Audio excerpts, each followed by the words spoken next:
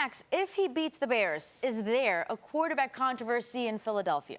Yes, there is. And I'm not saying what side of the controversy I'm on, but to deny that there's a quarterback controversy is ridiculous. Guys, the Eagles, for whatever reason, and maybe it's because Carson Wentz, it's the curse of the gifted. He can do so many things. Maybe Pederson gets in his own way in terms of like the kind of stuff they're trying to do, and they simplify it for Foles. But, you know, you saw the RPOs work with Chip Kelly with Nick Foles. They brought it back last year at work with Nick Foles to the tune of a Super Bowl. They were dead in the water. Nick Foles takes over under center or takes over at quarterback, and now they're in the playoffs. And you mean to tell me that if Nick Foles, because if he wins one playoff game right now, that's already like a little playoff run, and he winds up 4-1 lifetime in the playoffs for the Eagles, you mean to tell me that Carson Wentz, who is injury prone, who has never won a playoff game for the Eagles, you mean to tell me that Nick Foles is not at least causing a controversy? Guys, what I just mentioned about the strategy and the results and everything ignores the fact that Nick Foles also has something about him that seems to, Stephen A., as you would say, galvanize the team. He seems to uplift them. They seem to click as a unit, and that's maybe part of his personality, too. There will absolutely be a quarterback controversy in Philadelphia if Nick Foles beats the Bears, the sleeper team that everyone, the sexy sleeper team pick to win the Super Bowl now. Yes, there will be a quarterback controversy. I don't believe so. And the reason I don't believe so is because I think everybody knows that the mind's eye shows you that Carson Wentz is a better quarterback when healthy. So the question is, if Carson Wentz were healthy, do you believe that he would be incapable of doing what you see Nick Foles doing? That answer would be no. We have to remember that Nick Foles started the first 2 games of this season in the NFL, this particular season coming off the Super Bowl win.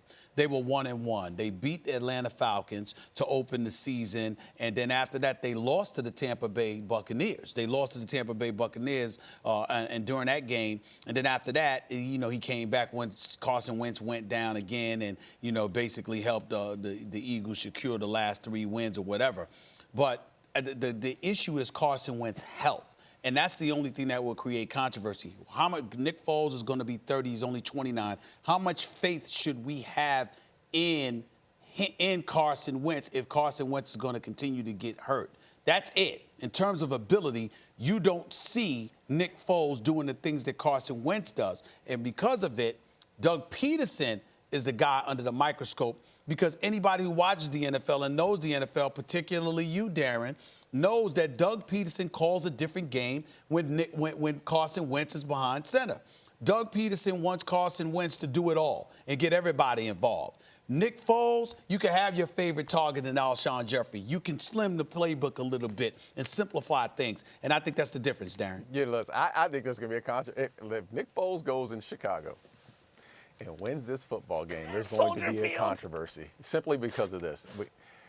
We've seen Nick Foles come in at the end of the season and make that Super Bowl run, the playoff run, the Super Bowl run. If he could continue, if he can go into Chicago this week and beat a Bears defense who we all feel like is one of the best defenses in the league, go to Chicago, win that football game. And not only that, when you look at the way Nick Foles runs this offense and the way Doug Pederson calls the game, everyone is live. It's not just Zach Ertz, who Carson Wentz loved to go to all the time.